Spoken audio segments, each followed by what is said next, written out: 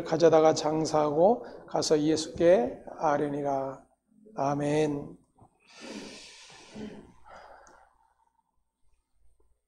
착각의 왕이라고 하는 제목으로 오늘도 말씀을 통해서 하나님이 드러내시는 예수의 일이 무엇인지를 함께 살펴보려고 합니다. 지난주에 우리가 살펴본 대로 예수님이 고향에 가셔서 회당에서 가르치실 때에 많은 사람들이 예수님의 지혜와 능력에 놀랐다라고 기록을 하고 있습니다. 그런데 이상한 것은 그렇게 인정을 하면서 그들은 예수를 오히려 배척하고 있는 모습을 드러내고 있습니다. 자신들이 가지고 있는 기준들, 자기들이 알고 있는 알므로 인해서 도무지 하나님의 일을 인정하지 않으려는 그런 인간의 어리석음과 악함을 보여주고 있는 것입니다. 고향 사람들의 눈에는 단지 예수는 목수의 아들로만 보였고 자신들과 다를 바 없는 그런 예수에게서 도무지 하나님의 약속, 그 하나님의 일을 볼 수 없었던 것입니다. 그래서 이 사람의 이 지혜와 이런 능력이 어디서 났느냐라고 이야기하면서 도무지 예수님에게서는 그러한 일이 일어날 수 없다라고 자신들이 보고 듣고 목격했음에도 불구하고 부정하는 그런 모습을 보여주고 있죠. 우리는 이러한 인간의 한계를 들여다보게 됩니다. 우리가 복음을 깨닫고 듣고 무엇이 옳은가를 알았다 해도 그 알을 따라서 행동하지 못하는 우리의 모습을 볼 수가 있기 때문이죠. 그리고 그러한 우리의 모습은 자기의 중심인, 자기 중심적인 그러한 인간적 존재를 벗어나지 못하고 있는 그러한 우리의 현실을 보게 됩니다.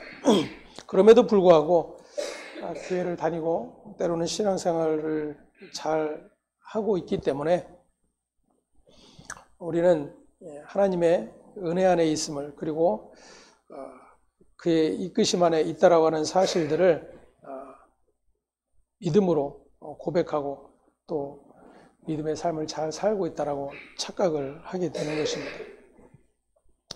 마태는 오늘 이 본문을 통해서 그러한 우리의 어리석음과 여전히 하나님의 은혜를 도무지 알지 못하는 그러한 착각 속에 있는 그러한 모습을 헤롯이라고 하는 사람을 통해서 또다시 드러내주고 있는 것입니다.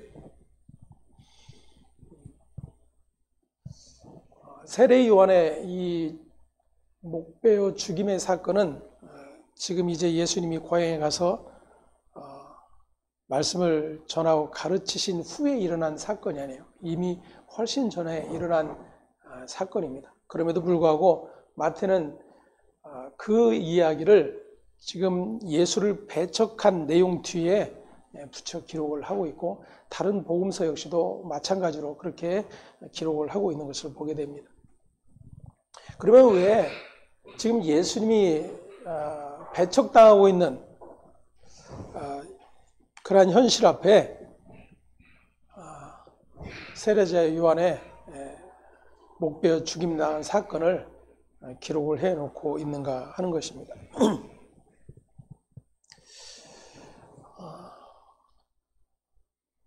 당시의 유대인들이 그랬었고 오늘 신앙을 가지고 있는 믿음의 사람이라고 하는 저와 여러분 역시도 사실 우리의 현실을 깨닫지 못하고 말씀을 통해서 비춰내시는 우리의 죄인됨과 우리의 어리석음과 허물과 죄로 죽은 그러한 우리의 존재됨을 전혀 들여다보지 못하는 그러한 일들이 일어나고 있다는 것이죠. 어쩌면 착각 속에서 살고 있는 것입니다. 착각이라고 하는 것은 어떤 사물이나 사실을 실제와 다르게 잘못 느끼거나 깨닫는 일을 가리키는 것이죠. 인간이 자기의 생각과 그리고 의지와 판단대로 행동하고 살아가고 있는 것 같지만 그렇지 않다라는 것이 성경이 계속해서 드러내주고 있는 일입니다. 옳다고 판단하면서도 옳은 대로 행동하지 못하는 경우가 우리의 삶에 얼마나 많은가 하는 것입니다. 또는 하고자 하는 의지를 가지고 있다고 해도 그 의지대로 이루어내지 못하는 그런 우리의 모습들을 우리 스스로가 발견을 합니다. 새해가 되고 또 새로운 결심들을 했을 것이고 또 새로운 계획들을 세웠을 것입니다. 그러나 또 한 해가 지난 연말에 살펴보면 그러한 우리의 생각과 우리의 의지와 우리의 노력과 전혀 상관없는 그러한 결과들을 우리는 마주하게 되지요. 간혹 자신들이 계획한 것보다도 더 나은 그러한 현실을 바라보면서 흡족해하기도 할 것입니다. 하지만 우리 인생, 우리가 살았던 삶을 돌아본다라면 우리의 뜻과 우리의 생각대로 과연 얼마나 사라졌는가 라고 하는 것을 생각해 볼 때 어느 누구 하나 자신 있게 자신의 삶을 자랑할 수가 없게 될 것입니다. 만약 인간이 자신의 생각과 의지와 그리고 판단한 대로 또 계획한 대로 삶을 살 수 있다라면 그는 위대한 사람일 것입니다. 하지만 이 세상에 존재하는 어떤 인간도 그러한 인간은 없다라고 하는 것이죠. 그럼에도 불구하고 간혹 자신의 삶에서 보여지는 어떤 일들 때문에 내가 열심히 계획하고 노력하면 내가 뜻한 대로 이루어질 것이다 라고 하는 그러한 착각을 가지고 살아가는 것입니다. 오늘 본문에 등장하고 있는 헤롯이라고 하는 사람이 있습니다. 근데 오늘 마태는 1절에 이렇게 기록을 하고 있죠. 그때에 분봉왕 헤롯이 예수의 소문을 듣고 그랬어요. 헤롯이 듣게 된 소문은 예수에 관한 소문이었습니다. 그가 어떤 일들을 하고 있고 어떤 이적을 베풀고 있고 사람들이 놀라워할 만한 그러한 가르침을 가르치고 있다라고 하는 사실들이 유대를 다스리고 있던 분봉왕 헤롯의 귀에 들려진 것이죠. 그리고 그 소문을 들은 헤롯이 생각하기를 자신이 명을 내려서 죽인 세례 요한이 살아났다라고 여겼던 것입니다. 이제 뒤에 더 살펴보겠지만 그러면 지금 왜 이 헤롯이 예수의 소문을 듣고 자기가 죽였던 그 세례 요한이 살아났다라고 여길까? 다시 말하면 지금 이 헤롯에게는 세례 요한이 자신에게 하나님의 말씀을 통해서 자신의 죄됨과 자신의 악함을 드러내었던 그러한 세례자 요한 앞에 자신이 행한 그러한 자신의 허물과 죄를 자복하고 하나님의 은혜 앞에 엎드리는 것이 아니라 오히려 하나님의 말씀으로 자신에게 전하는 그 세례자 요한을 목베어 죽였던 그러한 자라고 하는 사실을 마태가 드러내주고 있는 것입니다. 더 나아가 이제 그 헤롯이 착각하기를 이제 이 예수도 세례자 요한처럼 죽여 마땅한 자라고 하는 사실을 지금 마태가 드러내고 있는 것입니다.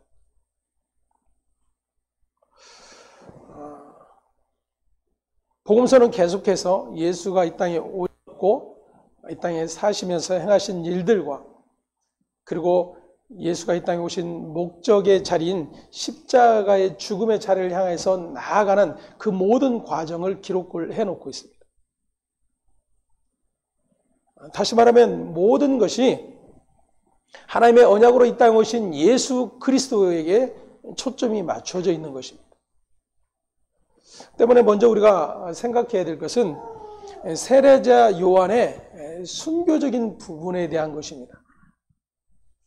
흔히 우리의 신앙의 사고 안에서는 순교라고 하는 것은 하나님의 특별한 은혜를 받은 자의 복이다라고까지 여겨집니다. 그래서 아무나 순교할 수 없다라는 것이죠.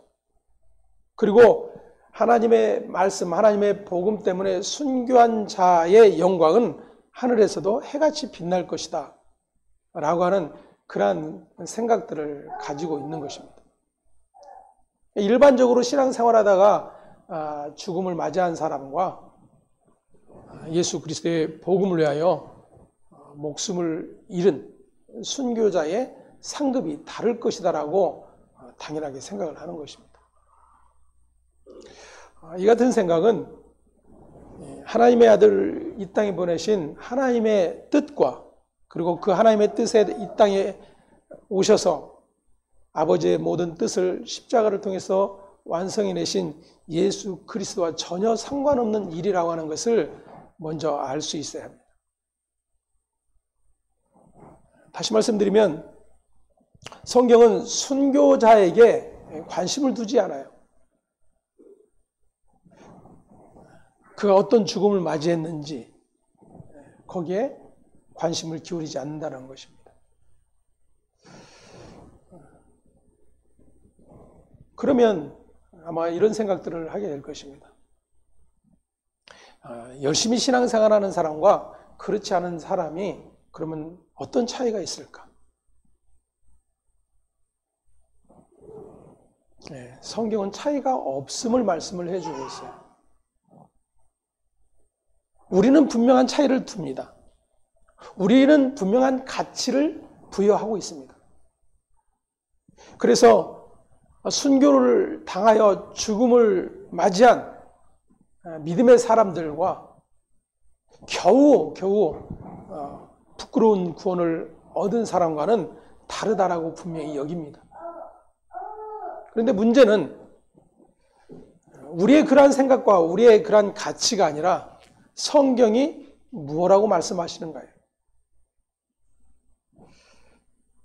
성경은 차별이 없다라는 것입니다. 그러면 아마 분명 뭔가 불편하고 불합리하게 느껴질 것입니다. 그리고 아마도 정말 어떤 순교적 죽음이라든지 그 죽음을 맞이한 예를 들어서 그 유족들이라든지 그런 믿음의 사람들 안에서는 더 불편함을 느끼겠죠. 어떻게 차이가 없을까?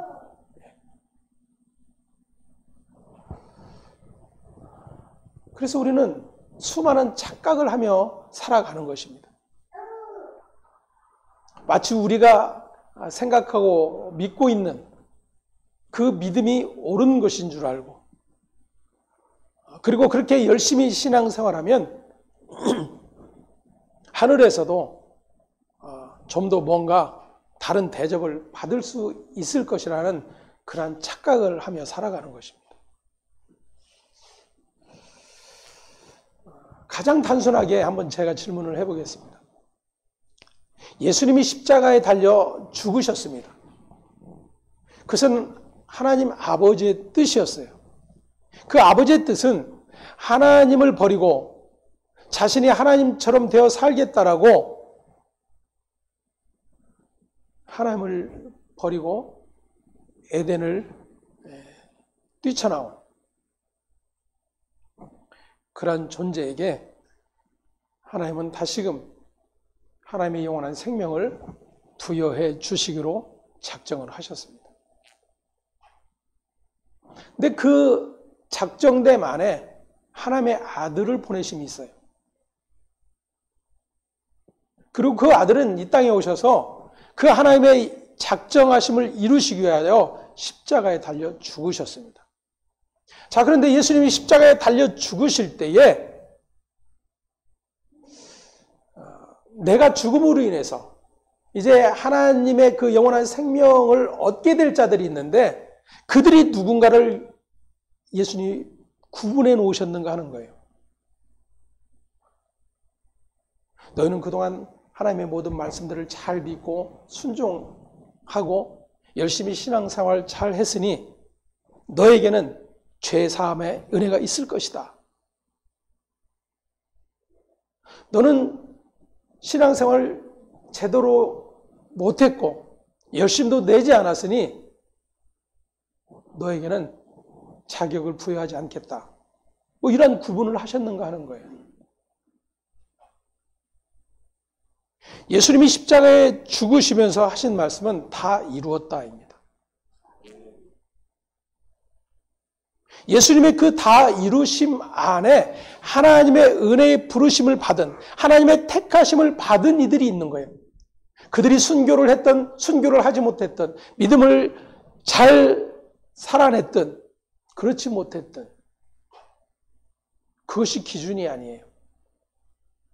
하나님의 영원한 생명을 얻음은 아들의 피의 언약으로 이루어진 일입니다. 이것이 분명하다라면 순교자의 영광이 따로 있을까 하는 거예요. 예수님이 십자가에 달려 죽으실 때 두 강도가 함께 자기 죄로 인해서 십자가형을 받게 됩니다. 둘 모두가 예수를 그리스도로 믿지 않는 자들이었어요. 근데 그 죽음 앞에서 한편 강도는 예수 그리스도의 주 되심을 알게 됩니다. 다시 말하면 하나님의 은혜가 주어진 것이죠. 그에게 믿음이 부여된 거예요. 그래서 그는 이렇게 고백합니다. 당신의 나라에 임하실 때에 나를 기억해 주십시오. 이 세상에 속한 나라가 아닌 아버지께 속한 나라, 그 나라에 임하실 것을 그가 보게 되었다라는 거예요. 그 나라에 대한 소망이 그에게 생겼고 자기의 처지, 자기의 지금 현실로 보면 도무지 그 나라에 속할 수 없음을 너무나도 그는 분명히 알게 된 자입니다.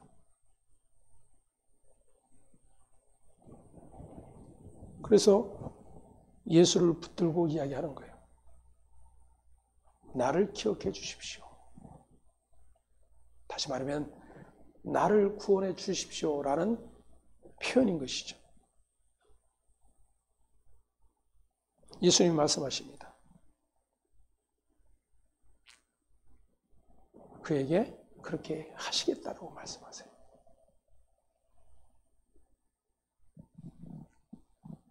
그것은 도무지 그 사람의 어떠함이 아니에요. 예수 그리스도의 십자가 그 언약의 피로 말미암아 하나님의 나라에 들어가게 될 모습을 그 한 강도를 통해서 성경은 보여주고 있는 것입니다. 그 한편 강도와 오늘 목배임을 당하여 순교자의 반열에 들었던 세례자 요한과 차이가 있을까 하는 거예요. 여전히 차이가 있다고 생각한다면 엄청난 착각 속에 살아가는 것입니다. 그리고 왜 그 착각이 여전히 나라고 하는 그 자아를 붙들고 있는가? 그리고 그 붙들고 있는 자아의 현실이 얼마나 하나님 앞에 죄인지를 여전히 알지 못하는 행위라고 하는 사실을 오늘 이 헤롯을 통해서 잠깐 살펴보려고 하는 것입니다. 헤롯이 세례자 요한을 죽이게 된 이유가 기록이 되어 있습니다. 3절 말씀 함께 봅니다. 전에 헤롯이 그 동생 빌립의 아내 헤로디아의 일로 요한을 잡아 결박하여 옥에 가두었으니 그랬어요. 지금 이 헤롯 왕의 아내가 된 헤로디아라고 하는 여인은 자기 동생의 아내였어요. 근데 빼앗은 것입니다. 자기 동생 아내를 빼앗아 자기 아내로 삼은 거예요. 구약의 율법의 말씀에도 분명하게 어긋나는 그러한 일이었습니다. 그 일에 대해서 세례자 요한이 헤롯을 책망을 했던 것입니다.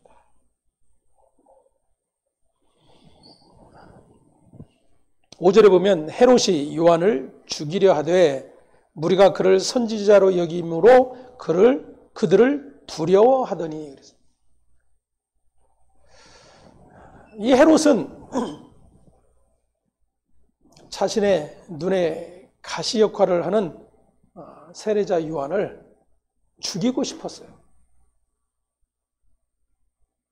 그런데 죽이지 못했다라는 것입니다. 왜 죽이지 못했을까? 죽이고 싶고 충분히 죽일 수 있는 권한이 있는데 왜 요한을 죽이지 않았을까? 그 이유를 이렇게 기록을 하죠. 헤롯이 요한을 죽이려 하되 무리가 그를 선지자로 여김으로 그들을 두려워하더니 그랬어요. 당시 유대인들은 이 요한을 선지자로 여기고 있었습니다. 만일 그를 죽이게 된다면 백성들이 들고 일어날 것 같았기 때문이에요. 헤롯은 유대 지역을 관할하는 분봉왕이었습니다. 로마에 의해서 파견되어 세워진 왕이에요.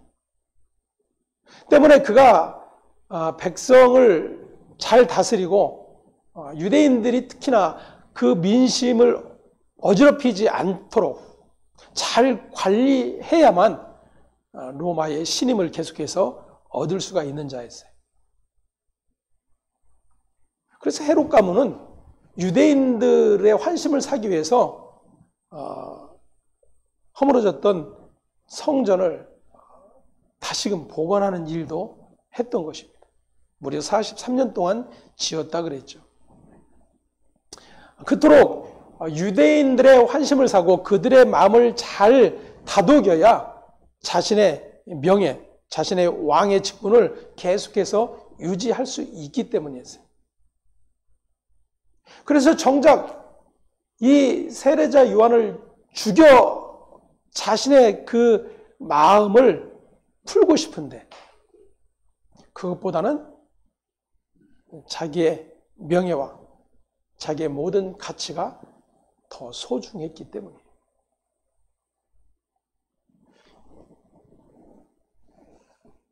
근데 마가는 좀 다르게 기록을 하고 있습니다.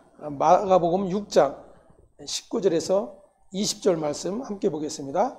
헤로디아가 요한을 원수로 여겨 죽이고자 했을 때 하지 못한 것은 헤롯이 요한을 의롭고 거룩한 사람으로 알고 두려워하여 보호하며 또 그의 말을 들을 때에 크게 번민을 하면서도 달갑게 들음이러라. 아멘.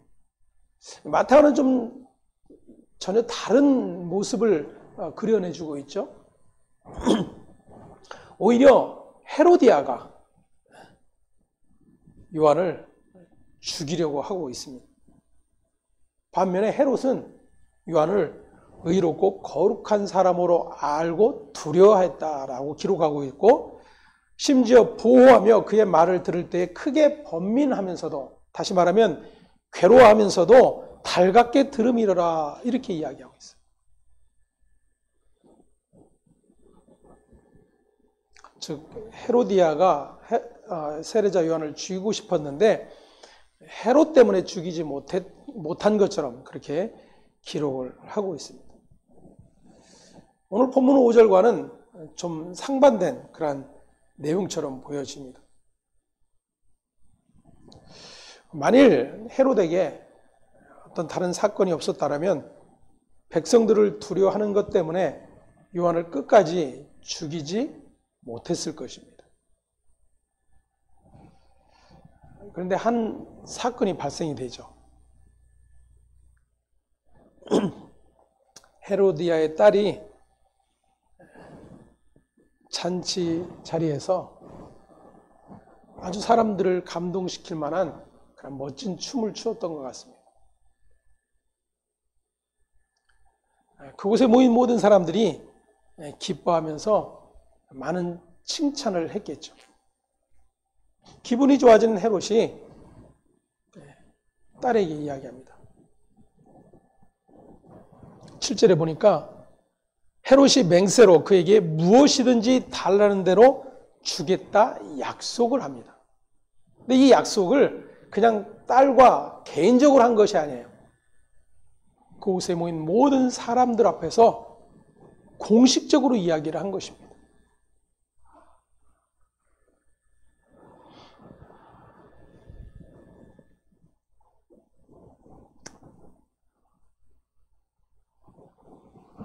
아마 이 딸은 자기 어머니 헤로디아가 평소에도 이를 갈며 분내어 했던 그러한 사건들을 알고 있었을 것입니다. 세례요한 때문에 얼마나 고통하고 있었는지. 사실은 고통할 문제가 아니잖아요. 자기의 죄됨과 자기의 허물인데 그것을 들여다보지 않기 때문에 그것을 지적하는 상대를 악하게 여기고 그를 죽이고자 하는 것입니다. 그 딸이 어머니가 이야기한 대로 옥에 갇혀있는 세례자 요한의 목을 잘라 이 쟁반에 얹어 갖다 주세요 라고 이야기를 한 거예요.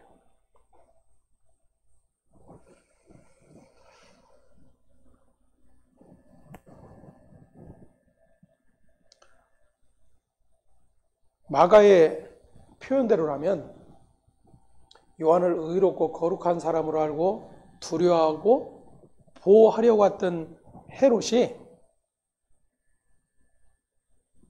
많은 사람들 앞에서 공언한 자기의 말 때문에 의인으로 여기고 있는 세례자 요한의 목을 베라고 허락을 한 것입니다. 자, 그러면 왜 헤롯이 이 같은 일을 벌였을까 하는 거예요.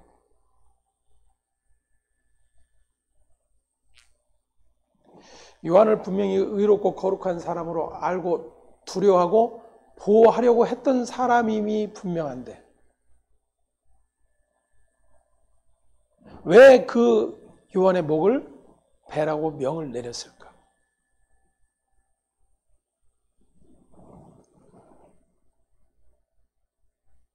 결국은 자기의 체면과 자기 자존심 때문이었죠.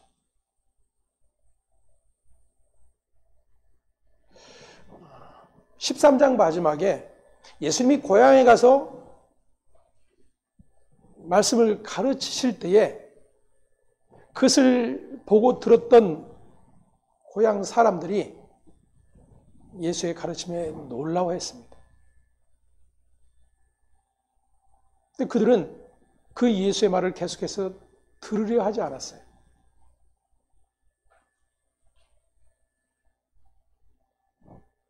심지어 자신들을 빗대어 이방인보다도 못하다고 말하는 예수를 죽이려 했습니다. 왜 그랬을까요? 결국 자기의 모든 자존심, 자기의 모든 기준이 그 예수를 죽이고자 했던 것입니다. 그 사건 뒤에 지금 헤롯의 이야기도 지금 동일한 이야기를 하고 있는 거예요.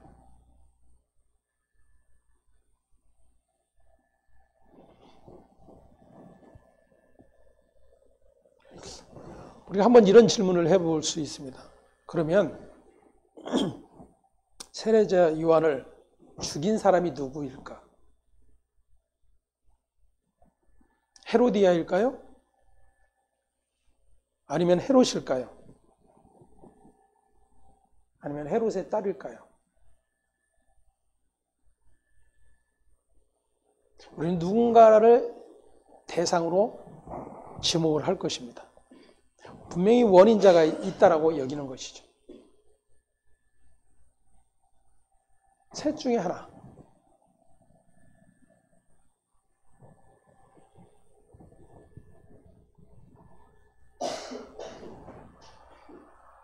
요한을 죽인 것이 헤로디아든 헤롯이든 헤로디아의 딸이든 그 인간에게 초점을 두게 되면 오늘 저와 여러분은 헤롯을 죽이지 않은 자라고 하는 착각에 빠지게 되는 거예요. 나는 그 일에서 상관없는 자가 되는 겁니다. 빌라도가 그랬죠. 예수를 죽이자고 하는 들끓는 그런 여론 앞에서 자신의 손을 씻어 자신은 이 예수의 죽음과 무관하다라고 모든 사람들이 보는 앞에서 자신의 의로움을 드러냈어요. 나는 더 이상 너희가 원하는 이 예수의 죽음과 상관없는 자라고 빠져나오는 것입니다.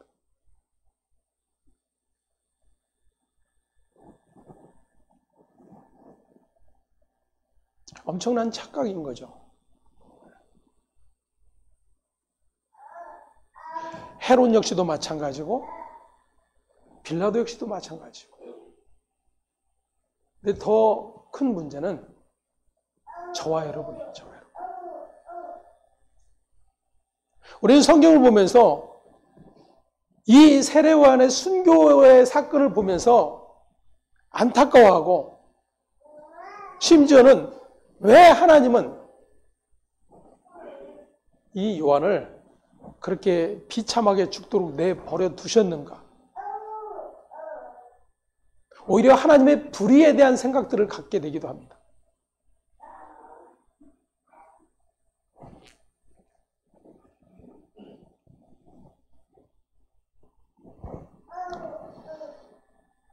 지금 마태는 그러한 착각이 결국 예수마저도 십자가에 못 박아 죽이게 될 현실을 보여주고 있는 것입니다. 그렇다면 이 마태의 이 기록을 통해서 저와 여러분이 또다시 들여다보아야 될 것은 예수를 십자가에 못 박으라고 소리치고 그 예수를 비웃고 조롱하던 자들이 누구였는가 하는 거예요. 성경 그것이 바로 저와 여러분이라고 하는 것을 고발해내고 있는 것입니다. 우리는 착각하면서 살고 있는 거죠. 예수를 십자가에 못 박으라고 외쳤던 그 무리들, 그 군중들, 그 악한 자들, 나와는 달라. 그들이 살았던 시대와 나는 너무나도 동떨어진 시대에 속해 있어. 그러니 나는 그들과는 전혀 다른 사람이야.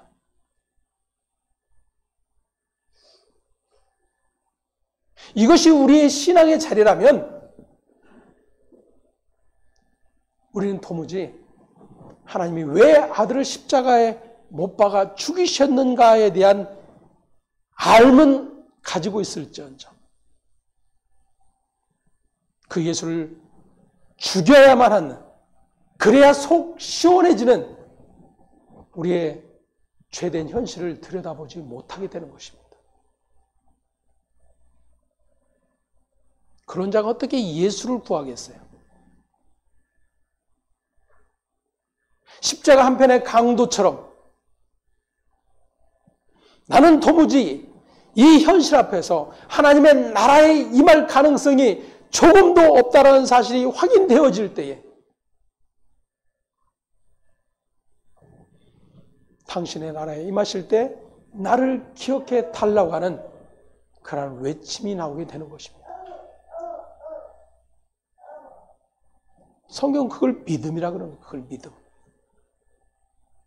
그래서 믿음이 아니고는 구원을 얻을 수 없다라고 말씀하는 겁니다. 성경이 말하는 믿음은 내가 주 예수를 믿습니다. 나를 구원하는 하나님을 믿습니다. 내가 입으로 고백하고 그 예수를 따르겠다라고 열심히 신앙생활을 하고 있는 것을 말하는 것이 아니에요.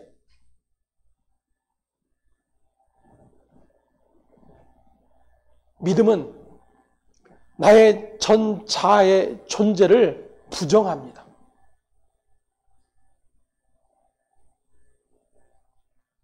그 어떤 것도 하나님의 나라에 그리고 하나님 앞에 설 수 있는 자격 조건이 되지 않는다라고 말씀하고 있기 때문이에요.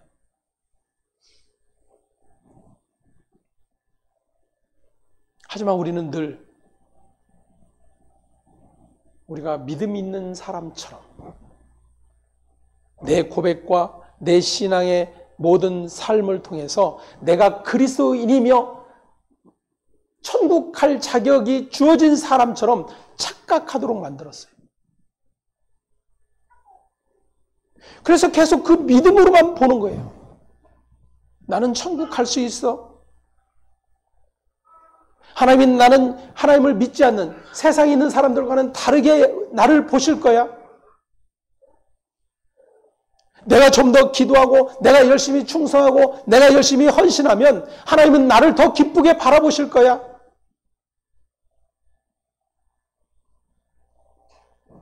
이런 수많은 착각을 하고 살아가는 것입니다. 그러면 한번 질문을 해보십시오. 목배임을 당한 이 세례자 요한에게 하나님은 어떤 관심을 두고 계실까? 그가 무엇이 부족해서, 무엇이 약해서 하나님은 그를 그러한 상태로 그냥 버려두셨을까?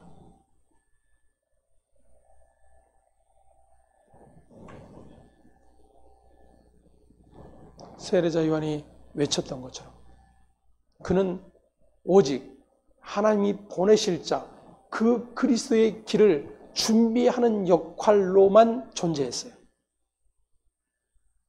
다시 말하면 하나님의 모든 언약이 이루어진 그 통로 가운데 사용되어졌던 자라는 것입니다.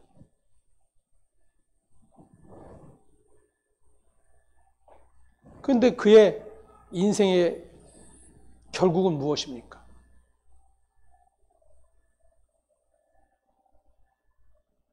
한 사람의 자존심 때문에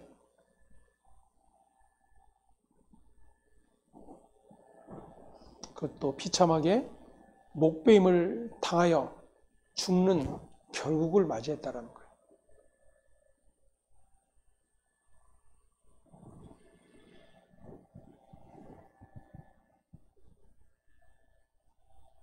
이쯤 되면 우리는 이런 생각을 하게 될 것입니다. 헤롯 참 정말 나쁜 놈이구나. 자기의 자존심 때문에 자기가 의롭다고 여기고 거룩하다고 여겼던 그러한 요한을 희생제물 삼다니.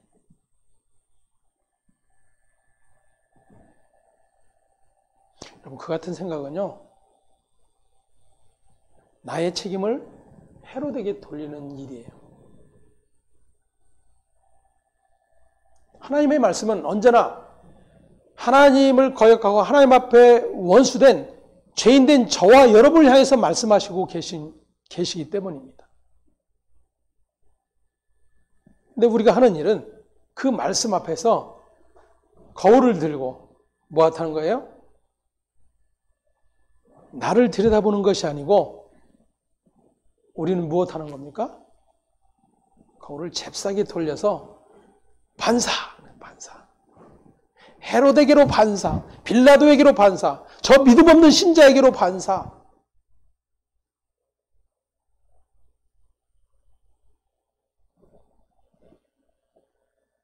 그리고 스스로 나는 하나님을 믿고 있어. 나는 예수를 믿고 있어. 헤롯이 그랬던 것처럼 나는 세례자의 요한을 악하기 때문에 죽인 것이 아니야. 나는 그를 두려워했고 그를 존경했던 사람이야.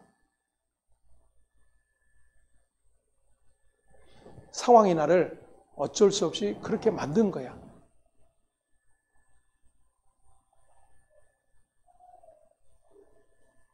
여러분, 그런데 한번 생각해 보십시다. 저 여러분은 어떨까요? 만일 헤롯과 같은 그러한 상황에 처해져 있다면 우리는 다른 선택을 하겠는가 하는 겁니다.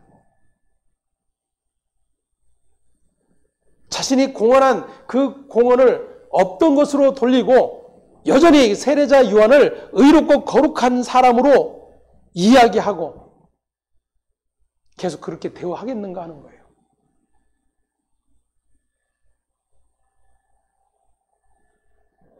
그래서 우리는 엄청난 착각 속에서 살아가고 있는 자들이에요. 왜냐고요? 저는 수없이 보고 또 보아왔습니다. 오히려 신앙 밖에 있는 자들이 더 솔직해요. 자기의 부끄러움과 자기의 악함과 자기의 자격 없음을 솔직하게 이야기를 합니다. 교회는 그렇지 않아요. 믿음이 좋은 사람이라고 여겨질수록 더 그런 모습을 볼 수 없어요. 왜냐하면 자기를 들여다보지 않기 때문에. 언제나 하나님의 말씀을 열심히 읽고 묵상하고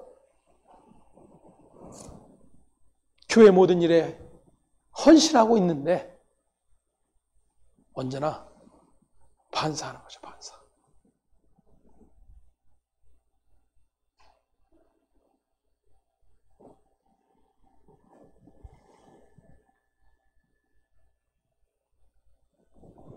오늘 1절과 2절에 그때 분봉한 헤롯이 예수의 소문을 듣고, 자, 그러면 이제 어떤 일이 일어날 것인지를 우리는 짐작할 수 있게 돼요.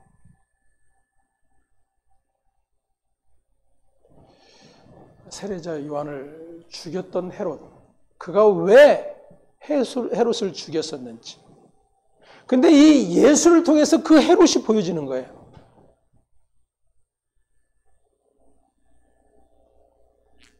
소문에 들려진 그 예수가 마치 자신이 목베어 죽였던 헤롯처럼 여겨지는 것입니다.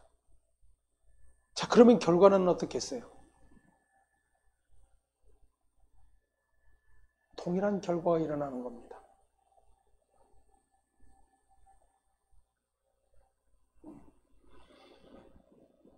우리가 착각하는 것은요, 헤롯이 그랬던 것처럼 세례자 요한을 거룩한 사람으로 여기고 의로운 사람으로 여기고 그의 말을 두려워하고 있다고 생각하는 거예요.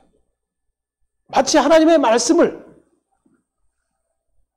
하나님 천지를 창조하신 분이고 아들을 보내 우리를 구원한 사랑의 하나님이라고 이야기를 하지만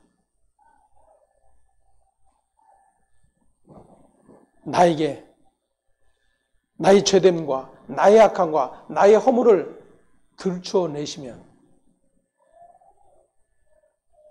그 모든 인정함 상관없이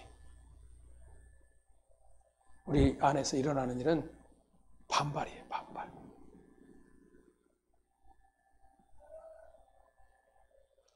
왜 내가 지금 이런 대우를 받아야 되지?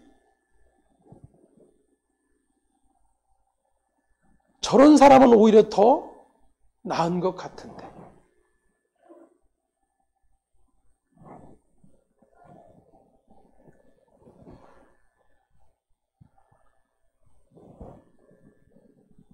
하나님의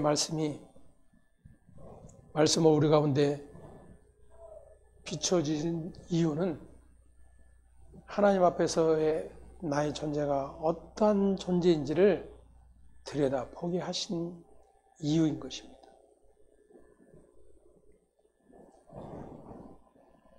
헤롯처럼 자기가 옳다고 여기는 일 몇 가지 해놓고 보람을 느끼고 스스로 뿌듯해하는 그런 우리에게 말씀을 들고 찾아오셔서 요한을 죽이고 예수님을 십자가에 못 박아 죽인 자가 바로 나 자신이라고 하는 사실을 보게 하시는 거예요. 그리고 그런 우리에게 성령을 보내셔서 하나님의 아들이 되게 하시는 하나님의 무한 사랑과 그 긍휼과 전능하심 앞에 무릎 꿇게 하시는 것입니다. 이것이 허물과 죄로 죽었던 우리를 살리시고 그의 은혜와 영광을 찬송하게 하시는 일이라고 하는 사실을 십자가 한편에 강도된 자가, 나에게 도무지 자격 없음을 알게 된 자가 고백할 수 있는 내용인 것입니다. 오늘 우리는 이 말씀을 통해서 얼마나 우리가 신앙의 착각 가운데 살아가고 있는 자인지를 들여다볼 수 있는 그러한 은혜가 있기를 간절히 소망합니다. 그리고 십자가 한편 강도처럼 당신의 나라에 임하실 때 나를 기억해 주십시오. 그것밖에는 나에게 소망이 없습니다. 이 고백이 오늘 저와 여러분의 고백이 되기를 간절히 소망합니다. 기도하겠습니다. 하나님 감사합니다. 우리가 하나님 앞에 고백하는 감사의 내용들을 들여다보면 언제나 우리에게 유익이 되는 일들 뿐이었음을 고백합니다.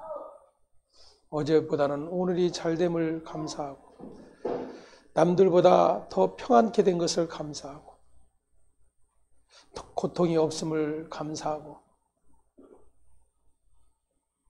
나의 자존심이 계속해서 구겨지지 않음을 감사하는 그러한 일들밖에 없음을 고백합니다. 주님의 길을 예비하는 일밖에 하지 않았던 요한이 감옥에 갇히고 한 사람의 자존심, 그 자아의 만족을 위해 목배임의 자리에 내어진 바 된 세례자 요한의 삶에서는 우리는 결코 감사를 고백할 수 없을 것입니다. 이것이 우리가 가지고 있는 엄청난 신앙의 착각이라고 하는 사실을 오늘 말씀을 통해서 또다시 들여다보게 하시고 그렇게 끊임없이 우리의 모든 자아는 나를 구축하고 나를 살리겠다라고 마지막 예수마저도 십자가에 못 박아 죽이라고 외칠 자인 것이 분명한 것을 들여다볼 수 있도록 하나님 은총 베풀어 주시옵소서. 그러한 우리에게 아들의 피로 말미암아 구속의 은혜를 허락하시고 그 모든 죄를 속량하시어 하나님의 은혜의 영광에 동참케 하시고 그 은혜와 영광을 영원히 찬송할 자로 불러내심이 무엇인지를 일생을 살아가는 동안에 우리의 모든 악함과 우리의 죄됨의 자리마다 확인하게 하시고 깨닫게 하시고 그 주의 은혜를 붙들고 소망하는 자로 날마다 살아갈 수 있도록 은총 더하여 주시옵소서. 감사와 찬송이 오직 아버지께 있음을 고백하며 우리의 주 되신 예수 그리스도의 이름으로 기도합니다.